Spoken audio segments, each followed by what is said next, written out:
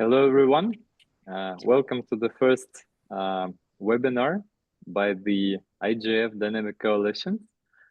We are very happy. I'm speaking now on behalf of Head of our Secretariat, His Excellency Changitai Masango, that our intersessional work with the Dynamic Coalitions now can be a bit more open, and we can share those innovative ideas, thoughts, and interesting ideas to the wider community with the help of the Dynamic Coalitions. So I just wanted to greet you all and thank for your attention and presence today.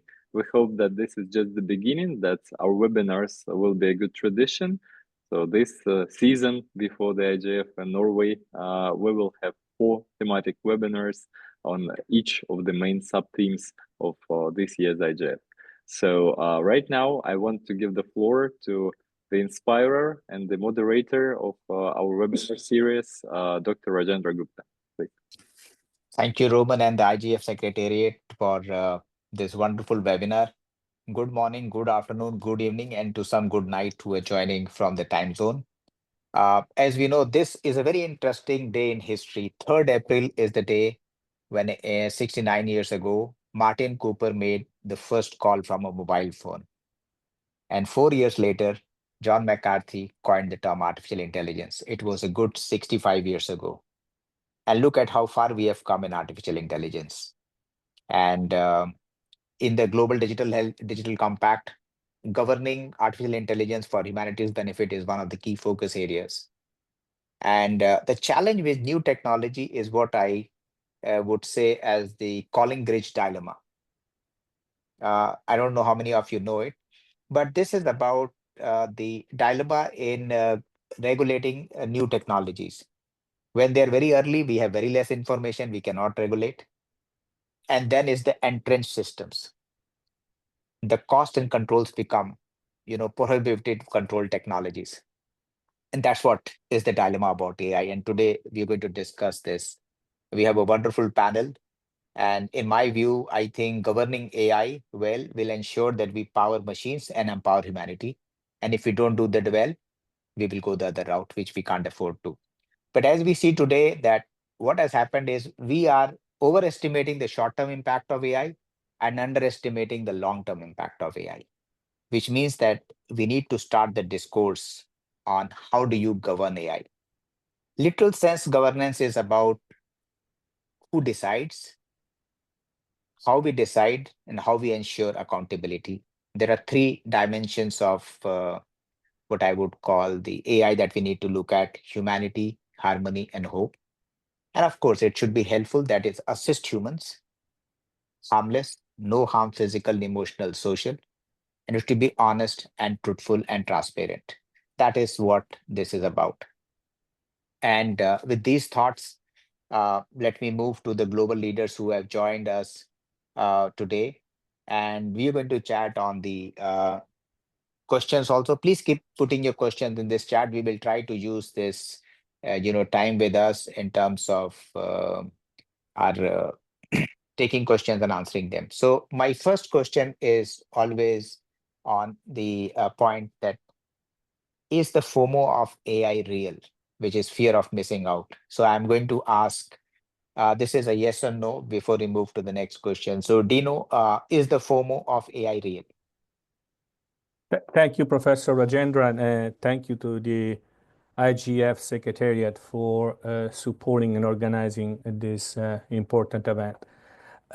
I do think that indeed there is this feeling of every organization or every professional that is involved in managing data, in managing information, in managing system, to feel that AI is at the same time providing great opportunities, but also great risk and great threats.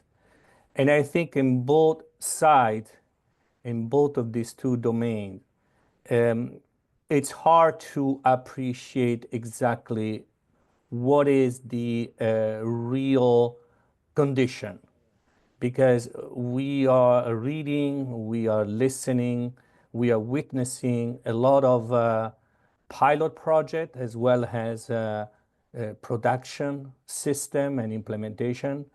We are also be inundated and overwhelmed.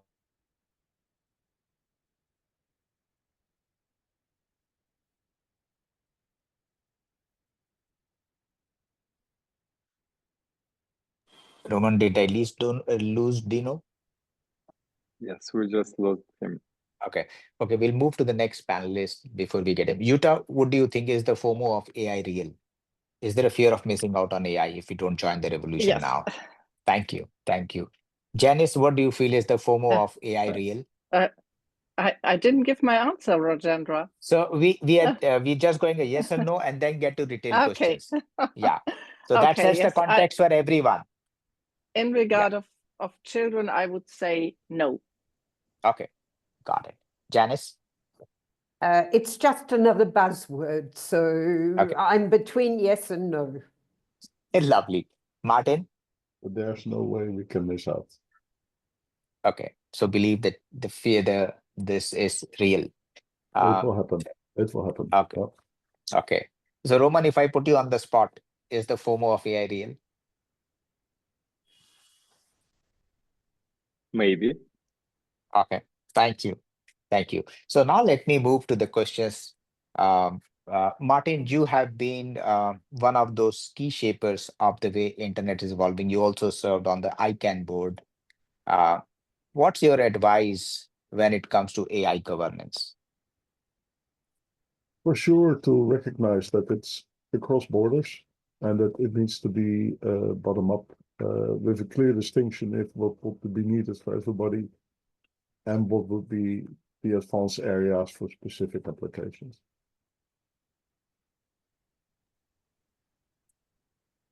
Gunjan has not joined, so I'm going to go back to Janice. Janice, given the contribution of IS3C to the internet, how do you see the governance of AI given the challenges thrown by the cybersecurity? Well, first of all, let me say that our dynamic coalition comprises lots of working groups. We're working on all sorts of areas of governance, but also my particular focus is on education for cybersecurity, but also for human rights and for democracy. I'm very concerned about AI because none of us has really got our head around it. No one has really understood how to educate young people and how to educate those that are concerned with the governance about AI. I have the great privilege of working with engineers at Snapchat and at Meta. We're all struggling to understand what this thing is, but somehow we have to make the public understand that, yeah, AI predicts, it's unpredictable. It creates content, but it also hallucinates. It's the world's best profiler, and therefore algorithms are going to be more pointed. We're going to become more biased, more polarized. So I'm extremely concerned about it, as is our dynamic coalition. And we'd love to see us all working much closer together. We think we need a hub where we come together, share ideas, and really go much deeper, but stop reinventing the wheel in this. So education for me, and I don't see enough of it at the IGF. Thank you, Janice.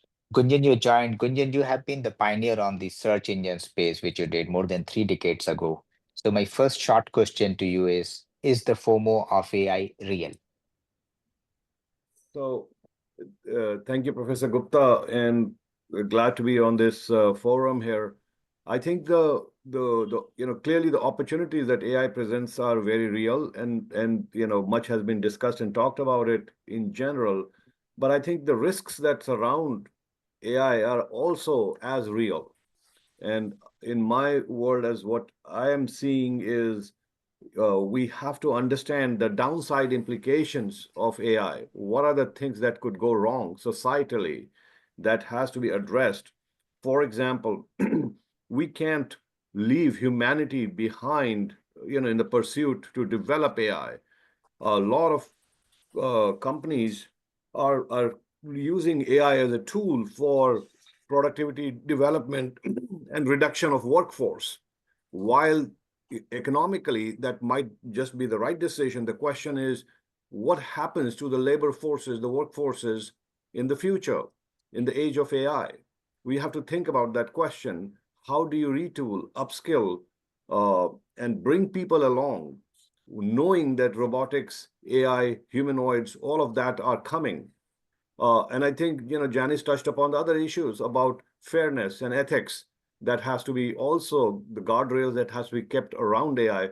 So I think there are two topics in my mind is really around the risks around AI, is the extent of the massive job losses that are possible here and that are actually coming. We have to have a clear strategy in terms of reskilling, upskilling for the masses at scale, and there has to be a program to drive that.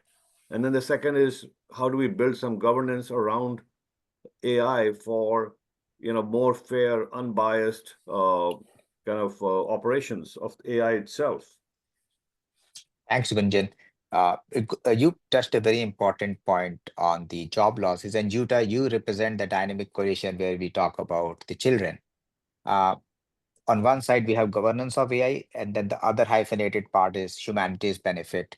So as the one who does phenomenal work for the children and the secure internet, how do you see humanity's benefit, and how do we handle it from a governance standpoint? Yes, my answer will be twofold. On the one hand, I do think that really AI offers great opportunities, especially for children's education. And when we consider how we can achieve the SDGs better with AI, which is of course our topic today, then I would say the goal number 4, it can definitely be better achieved by the use of artificial intelligence. On the other hand, we also need to have in mind, and we shouldn't have a blind eye in this regard, that not everything goes well by its own. So, and probably we need to learn from the lessons that we had to learn when the internet started spreading to all users from academia and military areas where it was developed beforehand. And at that time, more than 30 years ago, okay, we were considering that it will develop on its own, that it will regulate itself on its own. And now we had to face over the years the situation that there are several areas that need to be regulated and that need a strong governance. And I do think it's a point of time where we have to consider how we can create this governance of artificial intelligence. And that, from my perspective, it is directly in the heart of internet governance. It's not like we have now an extension that is called artificial intelligence. It's direct in the heart. And so it's also in the remit of the Internet Governance Forum. That's why I'm really grateful that we are going to address these issues today in this webinar and further on then at the Internet Governance Forum in Lillestrøm. Yeah, and I think when we host that almost a week-long meeting in Norway, we will have a deep dive into these issues.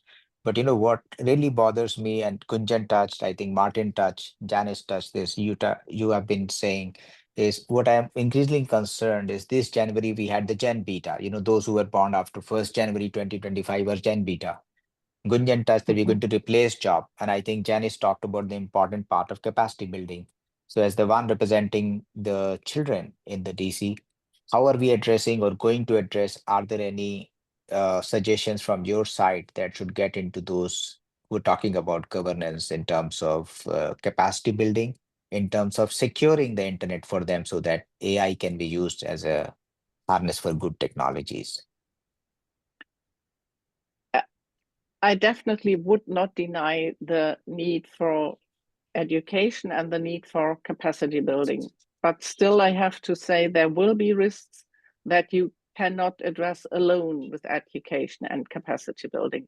Even though we might have a generation that is completely trained on artificial intelligence, there will still be areas where knowledge and expertise alone will not solve the problem. And that is, we have to bear in mind that there always will be, let me say, bad actors with bad intentions, with not having the best interest, I would say, of all the users. Also, it's the term coming from the UNCRC, or the best interest of the child. But we have the situation that not everybody has in mind the best interest of other actors, of other stakeholders, of other users, but their own interest in mind.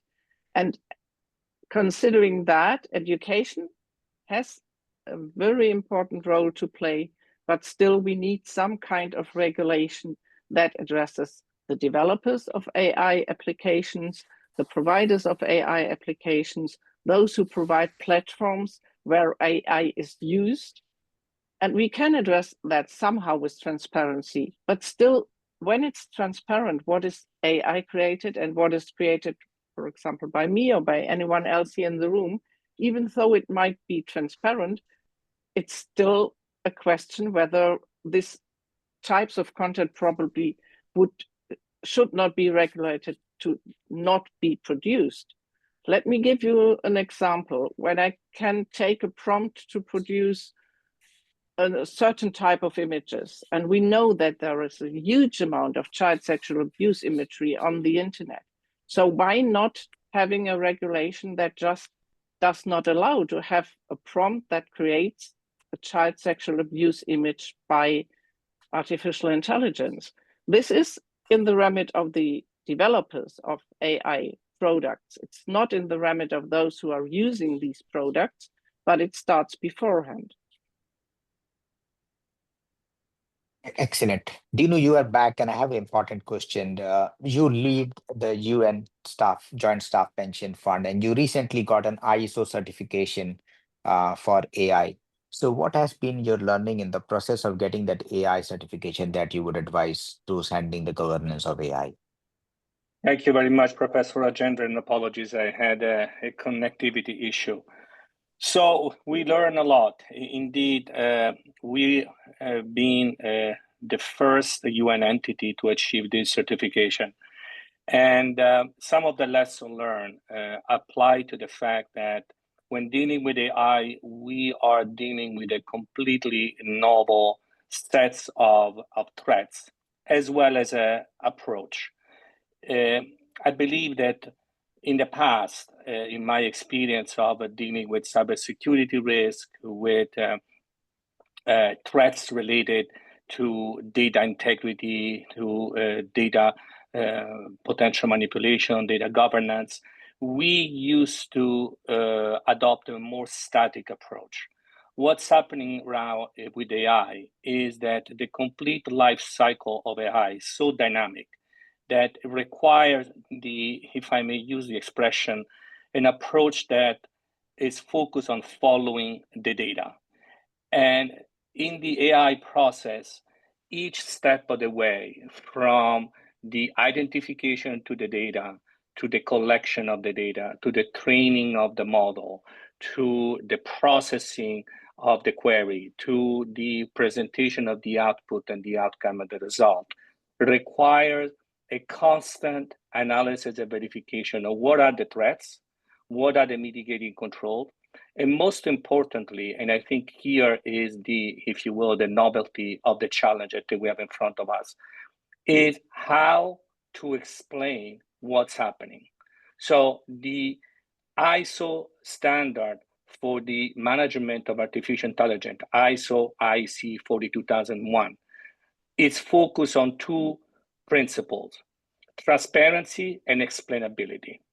And this is, I think, the biggest challenge, is to be able at each step of the way to document what's happening in terms of making the process transparent and in terms of explaining what's happening in each step and what will be the end result. So I think that if I can summarize in one concept, what is the biggest challenge of certifying an AI management system, the transparency and explainability of the process is probably the biggest challenge. Thank you. Back to you. Thank you so much, Dino. Martin, coming to you, AI actually builds upon the data we feed in. While the world is increasingly focusing on the narrative on AI, we are not talking much about data. And I ran a global campaign called Data First, AI Later, that if the data addresses 3 issues of integrity, integration, then intelligence will fall in place. What's your take on the quality of data, and are we doing good enough so that AI becomes really worth relying? What I think Dino mentioned as AI management and explainability. It's a very good point. In the core, back to Dino, I think algorithms should be auditable in some safe way, because there's a lot of IP in there to fully understood. But they should be responsible, and there should be rules against, as you see in some of the regulation on the data focus there. Of course, I'm representing DC IoT, and a lot of the data that generates action by AI-enabled environments will be collected by the devices that are out there. And then maybe some input from people. What you want to avoid is that the data are tampered, because the quality of data is key. If we talk about AI doing its thing, we know that a new AI algorithm is like a child that needs to be raised. It needs to be fed with data so it can learn.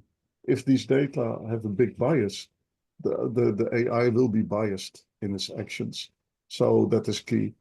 So next to a very good understanding of and good data management to ensure that it's clear what data are feeding that AI system is key.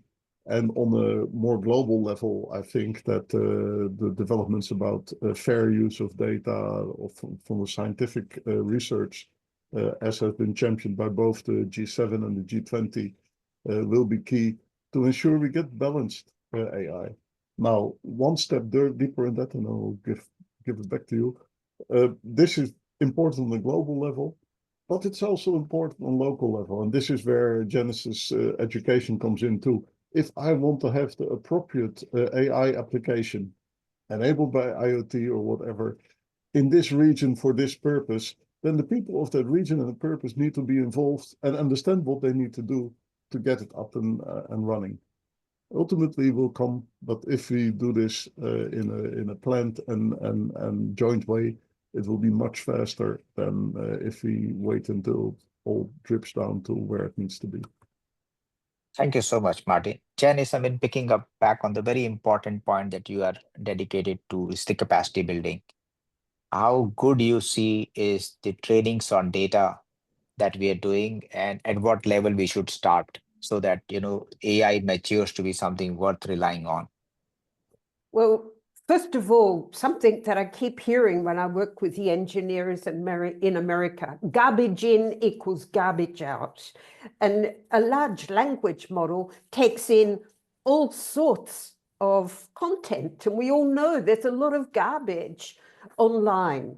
So although we can ask industry to do a lot of things, I really think once again that it's up to us, one, to link industry closer with academia so that teachers, all of those that are training and teaching young people from a very early age, really understand what they're training about. We did research a couple of years back, and what we realized is that there's very little training available in certain regions of the world. So rather than AI leaving these regions out, I think we have a lot of work to do to develop programs with industry, to learn from each other's good practice, and to really start informing the public of what's happening to them. We live most of our life online. 99.9% of all data, all information now is produced online or is stored online. And yet, How many of us fully understand even our mobile phone and all of the capacities? So I'm extremely concerned. Every year I go to the IGF and I see that education doesn't really have a place at the table. What I would like to see is this hub that we've been talking about for a couple of years now, that also takes on what's happening in the world of AI, where all of the stakeholders can come together, because they're not really, they're staying in silos when they come to the IGF. We need to break down those silos, build bridges so that we all know what we're talking about. But I honestly don't think that there's any way, as long as AI is built on large language models, I don't think there's any way that we can cut out the garbage. So training, there I go again, opening up new opportunities to very diverse populations. The SDG aims for gender balance, and yet we know in the IT world there is no gender balance.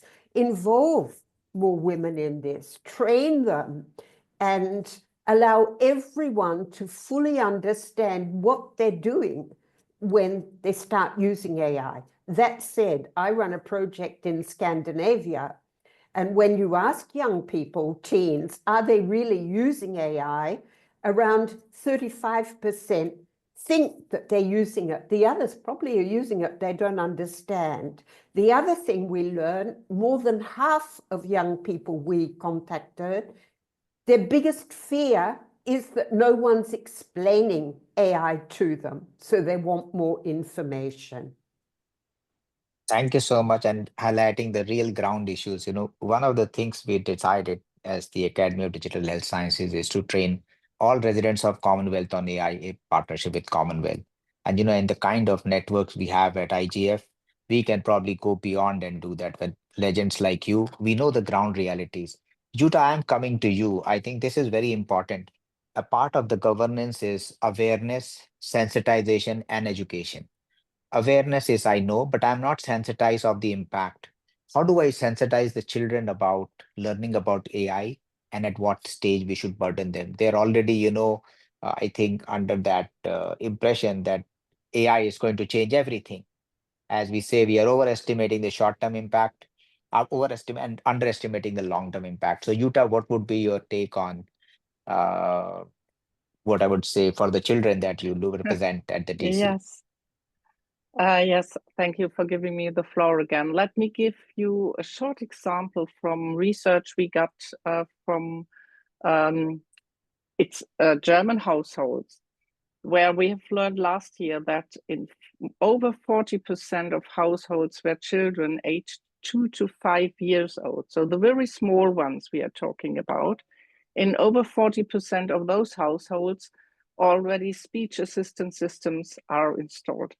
And what is a speech assistant system? It's based on AI, and it produces answers to questions that even are asked from children who are not able to read, but they can ask their Alexa, Siri, or whatsoever the tool is called, a certain question, and they will get a certain answer. Even more than 8% of children aged 2 to 5 have this in their own bedroom. So they are using these systems alone. And there again, I have to say, what can we do with education? Definitely we need children to educate children in this regard, but still also we need to design these services in a way that they can be used safely. So it's always both trends. It needs the education, it needs transparency, but it also needs a design. And what we say from the child rights community, I would say there needs to be a child rights impact assessment. When we are using, be it an application, be it a software, be it a tool, what if we would do a child rights impact assessment before it's implemented, before it's widespread used, considering what does it mean for the rights of the children, and having in mind that really really young children are already using devices and services that are driven by artificial intelligence. Thank you, Jutta. And we have the luxury of Gunjan with us, who was in the very early stage involved in the shaping of the internet when he designed among the first search engine Whoosware. So Gunjan, in the more than 3 decades, you have seen internet evolve. Today, if we are connecting from across the world, it's thanks to people, who shaped this internet. Today we are using it is saving costs, time, travel, and sharing the knowledge that we need. Were the debates around the same thing that we are doing today for artificial intelligence, or this is a bigger monster that we have to tackle? Yeah, no, Professor Gupta. So, very, very important question. And when I go back in time, I kind of feel like we were back then in a communication revolution. If you go back to 1994, 95, with the invention of the browser 30 years back, this was a communication revolution where we were beginning to connect people through information, data, and systems. And that was the genesis of what we know today as a modern day internet. And the way I kind of understood it back then, not as formally as I do perhaps today, and I want us to think about it. We had, however is the population pool in the world, 7 billion people, so 7 billion biological LLMs connected to a wide network. So imagine this visual. We had 7 billion biological LLMs. Each one of us carry an LLM. And by the way, my LLM and our LLM here, for a 2-watt compute, can compute a mathematical problem. If I put that subject to an OpenAI or any other LLM, that'll probably take several hundred watts for the same compute. So arguably, our biological LLM works better than the digital LLMs that have been designed thus far. We've got to ask the question on energy sustainability. So yes, in 30 years, we've come a long way, but the human brain, our biological LLMs actually work. So let's start with that thesis. And it's our network that has trained the digital LLMs that exist today. Because if you look at it, how they built these digital LLMs, it was built off our content, our data, our information. So we help them build the digital LLM, which exists today, which is really nice that it exists. But I think there has to be some guardrails around, now that these AI systems are in play, they need to have an equal responsibility to train the biological LLMs in the inverse, because is the training that happened from the humans to the digital LLMs have happened, the inverse also has to happen, that we need to have specific statutes, self-governing policies around how these AI systems train humanity, because that's the upskilling, that's the job skilling, and that's the way humans become relevant. And we built what I would call a human-centered, AI. Stanford has launched a human-centered AI Institute, which is great. But what we need to do is to have a broad-based discussion of what is a human-centered AI, not just an AI in isolation of humanity. I think those are the important questions that we have to land going forward. But I draw the parallel from last 30 years, as I said, the communication revolution, that kind of now moving into this intelligence revolution. And from here, we need to get to a human-centered AI and intelligence revolution. I think that's when the society benefits in its purest form. Thanks, Gunjan. Martin, you heard all that we have talked, and having sat on the ICANN board, you also know the shifts that are happening are no less than seismic. How do you comment on the developments that are happening with regards to AI, and how do we look at this going forward? How many elements in governance would you want us to touch upon, and which are those? No, I think Gunjan was right on it. It's very important to consider the fact that this is a global technology. Digital divide is an element we need to think of, but also how can this be abused and used? Actually, I'm just back from a conference where Jutta was as well, which was organized by the European Commission and the Polish presidency, about Web 4.0, and it's about virtual environments. Now,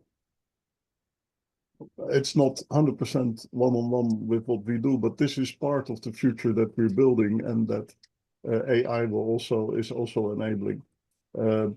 And what was very clear there is that some people at the moment, as well aware as we are, or even less, would say this all needs to be available for everybody. That's not going to happen. But we would need to say this is what needs to be accessible for people, and we would need to put in guardrails to say this is how it cannot be abused towards people. What we do at ICANN is one of the things for internet governance policies that we design. We also look into the global public interest. Maybe that framework is useful when we consider stepping forward in AI too, because some of it will affect the world, even if some extremes may be very much in the lab or wherever. So Martin, do you think that AI over time should be considered from digital public infrastructure to digital public good? Would you see that happening as a reality? It's like data management agenda. I mean, you're deep into that as well as a researcher. How do you get access to the right data? How do you get access to the right AI tools? I think one of the things that I've seen and continue to firmly believe, not only because I'm on the ICANN board, but also because in all my thinking, I can't find a better way. Let's keep this underlayer that gets us where we need to be, that gets us to connect. That's a technical underlayer. Let's make sure that it's robust, that its integrity continues to improve, that it takes into account challenges like the challenges that come from quantum, from AI. But let's keep that to be a global public good. On that, we will need some AI applications that are similar, the global public good. I can imagine that there would be a world system that would help us to deal with global heating, that would bring data together, that would bring models together, and that would have both a global picture as local action. And I can see very local applications. So it's going to happen. And I think to continue to assess that it's in the global public interest is a key thing, because with Gunjan, I believe AI is to serve us, not the other way around. Yeah, and I think you are very right when you look at all those very important discussions, that when you look at a governance framework right now, too many people are regulating AI, and that's not just governance. There are more facets to that.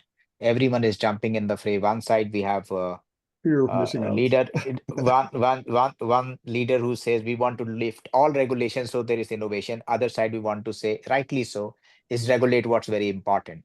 So I think we have to have a fair balance of what, where, how we will regulate, what we will let go for innovation.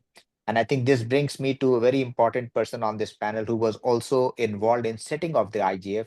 His name is Marcus Kramer.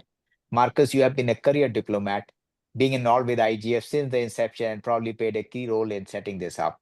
When you look at these discussions, sometimes we are left, are we actually going somewhere, or are we discussing the same things? As a diplomat, what's your viewpoint? And when you see this debate on AI governance? You're on mute, Marcus.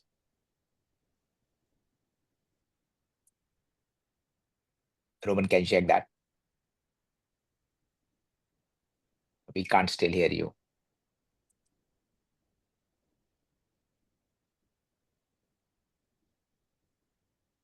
No, we can't.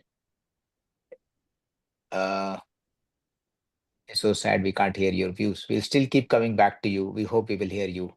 But what I want to do now is go back to Dino, and Dino, ask you the same thing as the one who represents UN Joint Staff Pension Fund, who has done large-scale deployments on technology and among the first to get that certification on AI.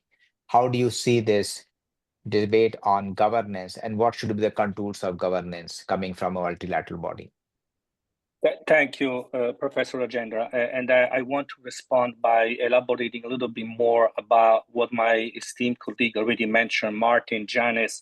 There was a reference to audit algorithm and reference to making sure that the data input it's correct, it's complete, it's unbiased, which I definitely agree. But as I was trying to explain before, and I think this is the value of practical experience. So I was a former auditor of the UN, hence my, if you will, my focus in certifying, in auditing my own AI implementation.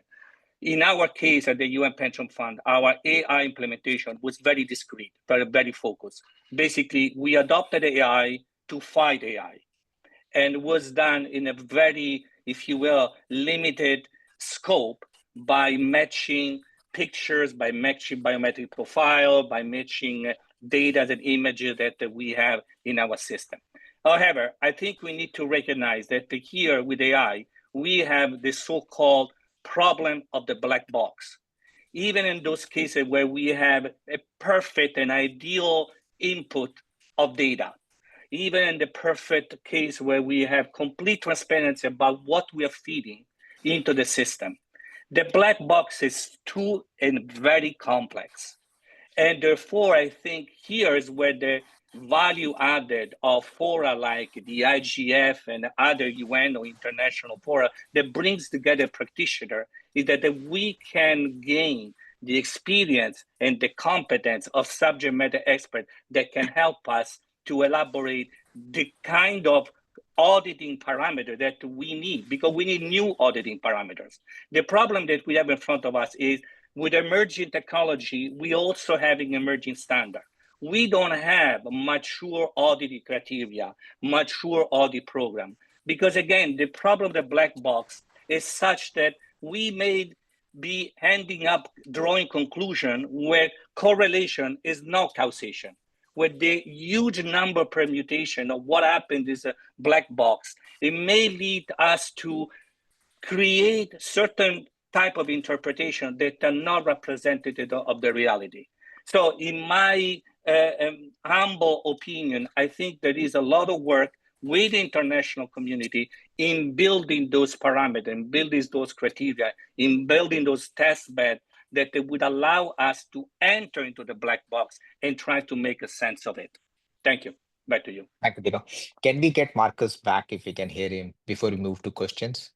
Marcus, can you try again? We're not able to hear you, Marcus. That's so sad. Apologies. I think I was very keen that we hear you. You have been a great source to get all this going. So let us move to questions. But before that, I think one of our MAG members, Amrita, is here. Amrita, would you take the floor and share your views before we take questions?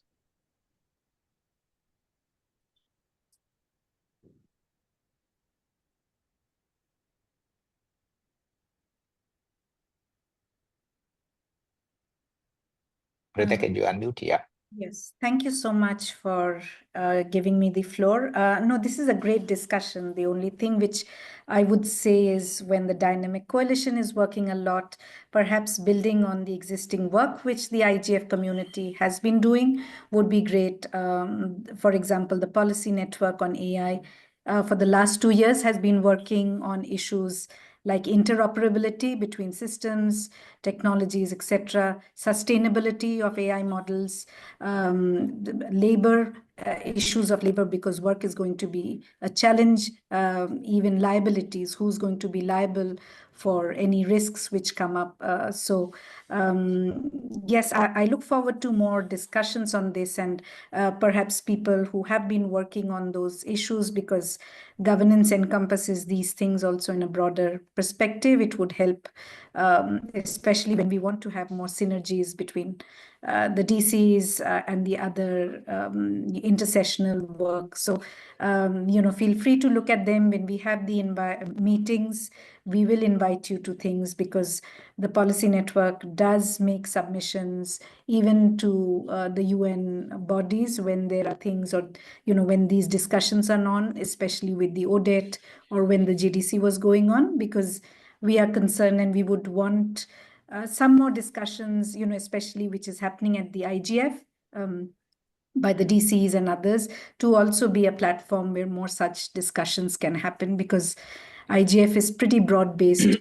For example, even in this panel, you have people who look at, the education, child rights, or even health, IoT, and even technologists like Gunjan, etc. So, that would be good if we could build on our strengths. And yes, you could always look at subscribe to the newsletter, to the mailing list, or attend the calls, because it's open, and many of you have expertise. You can come and contribute there to the discussions, and vice versa.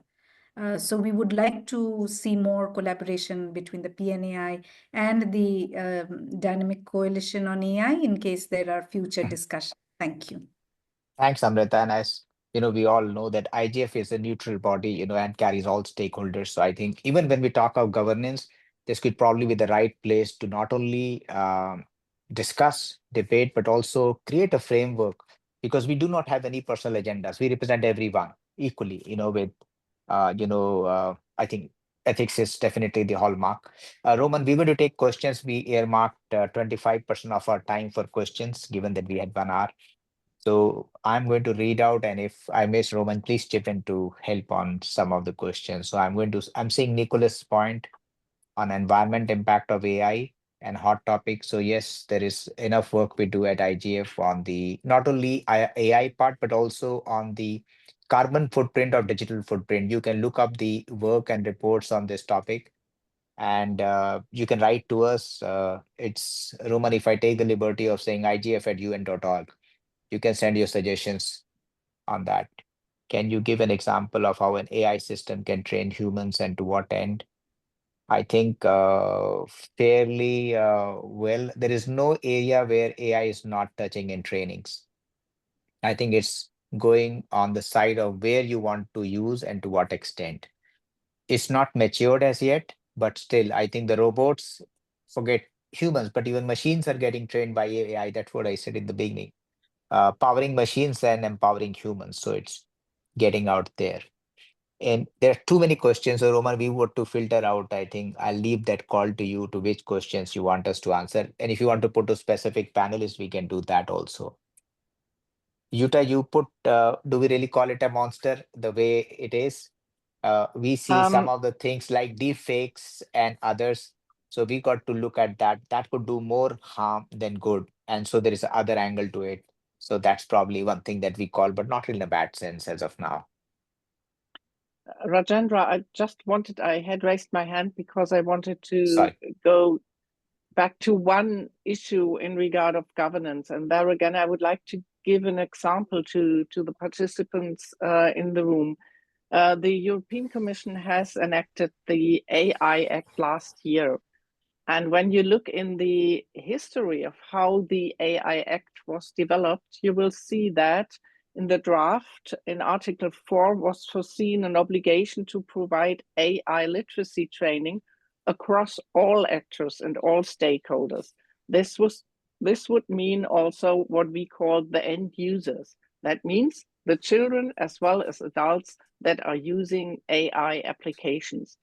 Unfortunately, during the trilogue, this obligation has been deleted and it hasn't made its way back into the final version of the AI Act. So now we have an instrument of governance that is for the whole European Union, and it was already in that we need training of AI literacy, and it has been taken out.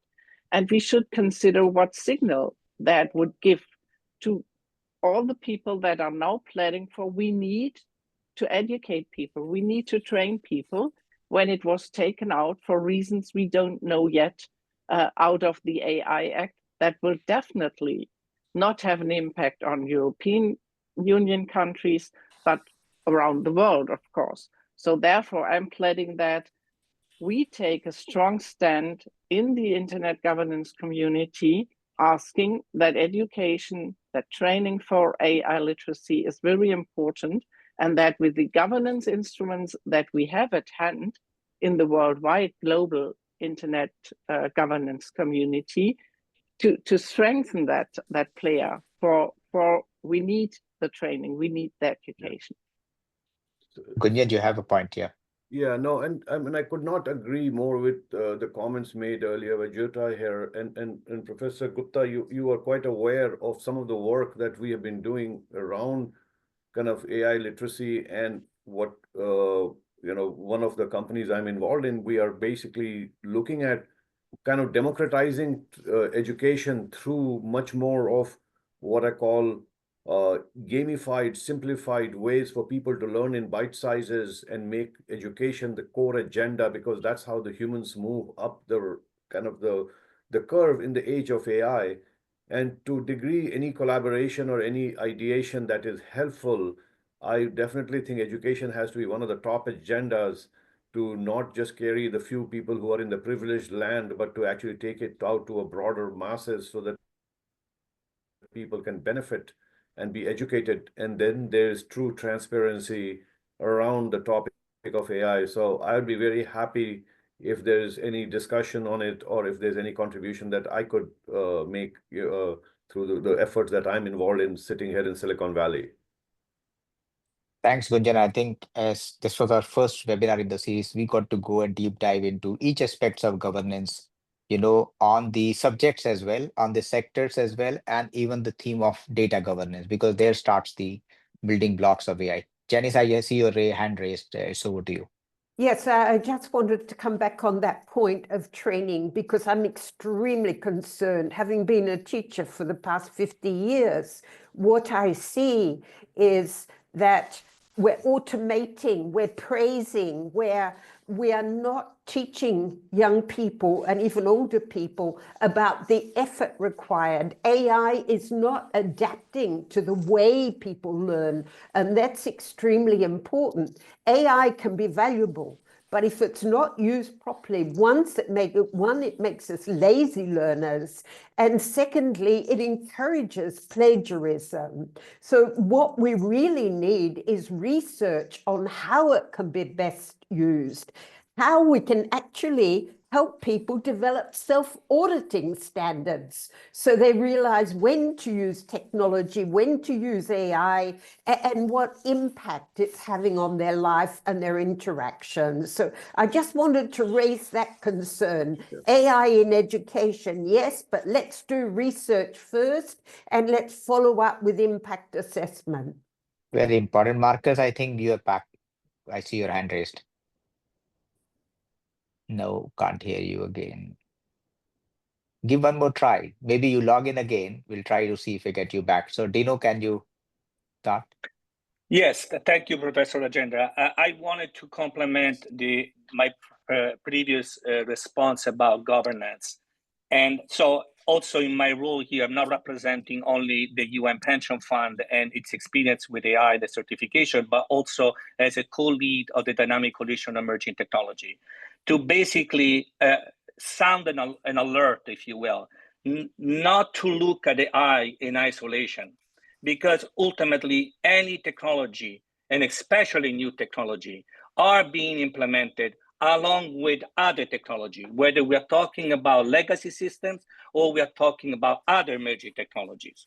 So the point here is that we need to stress the need for a system-based approach, because AI is not utilized in isolation. And we need to understand the interdependence, both in terms of risk, but also in opportunities. For example, in my application, again, just to be very practical, very tangible, I use multiple innovative technology, AI, biometrics, blockchain. And I think there is a merit, for example, in looking at the fact that AI is a probabilistic discipline, where the blockchain is deterministic.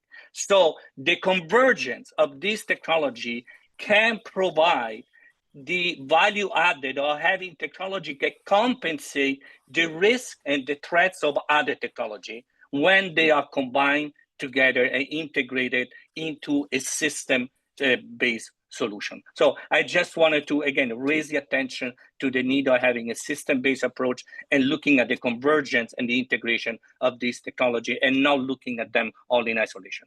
Thank you. Thank you, Dino. And I think I really appreciate whatever we are discussing, and then putting it under a system approach means that we are going to cover it from a entire system perspective, rather an ecosystem perspective, which just does not limit to the domain, but also touches upon the other, I would say, the galaxy of things that get to be touched by AI. Gunjan, I see your hand raised. It is an old one or a new one? Yeah, new one. Okay. So, and Janice made a great point in terms of thinking about AI in education and the systems thinking that Dino was referencing. And I want to bring to attention one of the key points in education is, if you think about it, what's going on right now is we are asking the questions and AI is answering the questions. And every time that happens, AI gets smarter and it makes us less capable in some ways. Now, I want to solve the inverse. And this is a question of, so one of the things that we are experimenting and building is this question of what I call QLLM, which is the inverse of an LLM that answers. This is an LLM that questions. And so I have spent some time with one of the professors whose book is pretty well referenced on this topic. It's called Questions Are the Answers. And it's a very important perspective. He's a professor at MIT.